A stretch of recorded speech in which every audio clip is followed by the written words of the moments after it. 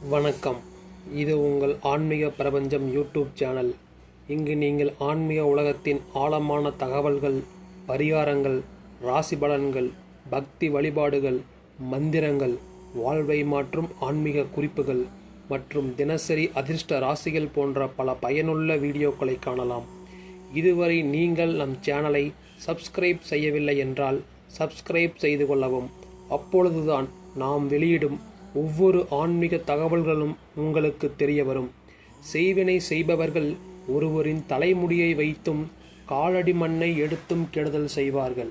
எனவேதான் நம்முடைய முன்னோர்கள் நகத்தை வெட்டியும் தலைமுடியை சீவி எடுத்து அடுத்தவர்கள் பார்க்கும் வகையில் வெளியில் வீசி எறியக்கூடாது என்று சொல்வார்கள்.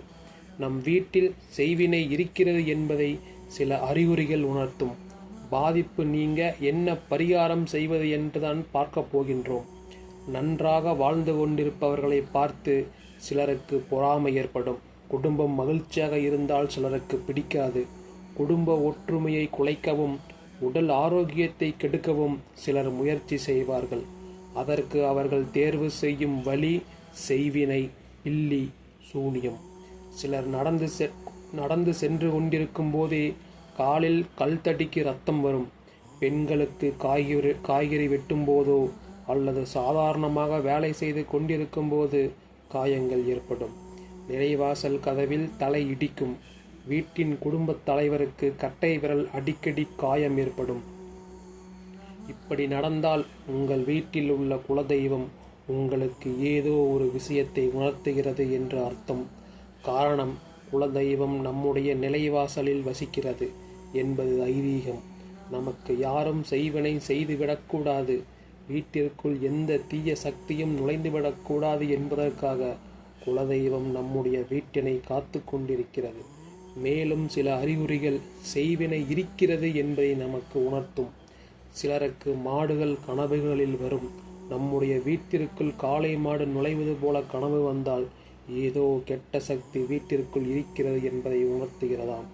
பல்லி, காகம் இரண்டுமே இறைசக்தி மிக்கவை. பல்லிகளின் சத்தம் நல்லதை சொல்லும் என்று முன்னோர்கள் நம்புவார்கள். நம் வீட்டில் பல்லி நடமாட்டமே இல்லை என்றால் அந்த வீட்டில் கண்ணுக்கு தெரியாத கெட்ட சக்தியின் நடமாட்டம் இருக்கிறது என்ற அர்த்தம். அதே போல பல்லிகள் நம் வீட்டில் ஏதோ ஒரு இடத்தில் இறந்து கிடந்தால் அது நம்மை காப்பாற்றுவதற்காக தனது உயிரை தியாகம் செய்திருக்கிறது என்பதை உணர்ந்து கொள்ளலாம். அதே போல வீட்டு பக்கம் காகமே வராமல் இருப்பதும் சில அபசகுணம் என கூறப்படுகிறது. சாம்பிராணி வாசமற்று போவதும் நம் வீட்டில் ஏதோ தீய சக்தியின் ஆதிக்கம் இருப்பதற்கு அறிகுறியாக கருதப்படுகிறது. நம்முடைய வீட்டில் வளர்க்கும் செல்ல பிராணிகள் திடீரென நோயினால் பாதிக்கப்பட்டு உயிரிழக்கும். ஆடு, மாடு, கோழி, நாய், பூனை போன்றவரை வளர்க்கும்போது நமக்கு இருக்கும் செய்வினை கோளாறுகள் வளர்ப்பு பிராணிகளை தாக்கும் என்ற நம்பிக்கை ஆன்மீகத்தில் உண்டு. வளர்ப்பு பிராணி உயிரிழப்பது நமது மனதிற்கு கஷ்டத்தை தரக்கூடியதுதான் என்றாலும் நம்மை காக்க அந்த வாயில்லாத ஜீவன்கள் உயிரை தியாகம் செய்திருக்கிறது என்று அர்த்தமாகும். நம்முடைய வீட்டு தோட்டத்தில் நன்றாக செழித்து வளர்ந்த செடிகள் காய்ந்து போகும். அதுவும் கூட செய்வினை கோளாறு இருப்பதற்கான அறிகுறிகள் என்று சொல்வார்கள்.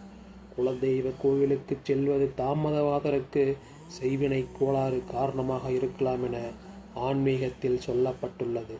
ஒருவருக்கு ஏவல், பில்லி, சூனியம் செய்வினை செய்ய வேண்டும் என்று நினைப்பவர்கள் அவர்களின் காலடி மண்ணை எடுப்பார்கள். அதே போல தலைமுடி நகங்களை எடுப்பார்கள். எனவேதான் செருப்பு போடாமல் வெளியே நடக்க வேண்டாம், தலைமுடி நகங்களை வெற்றி யாருக்கும் தெரியாத வகையில் கீழே போடக்கூடாது என்று முன்னோர்கள் சொல்லி வைத்துள்ளனர்.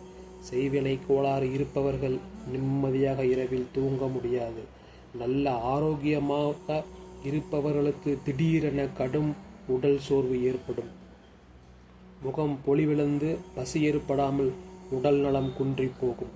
சிலருக்கு கை கால்களில் அரிப்பு, அதனால் புண்கள் ஏற்படும். சிலருக்கு கைகால் வராமலும் போகும். மாத்திரை மருந்துகள் எடுத்தாலும் முன்னேற்றம் இருக்காது.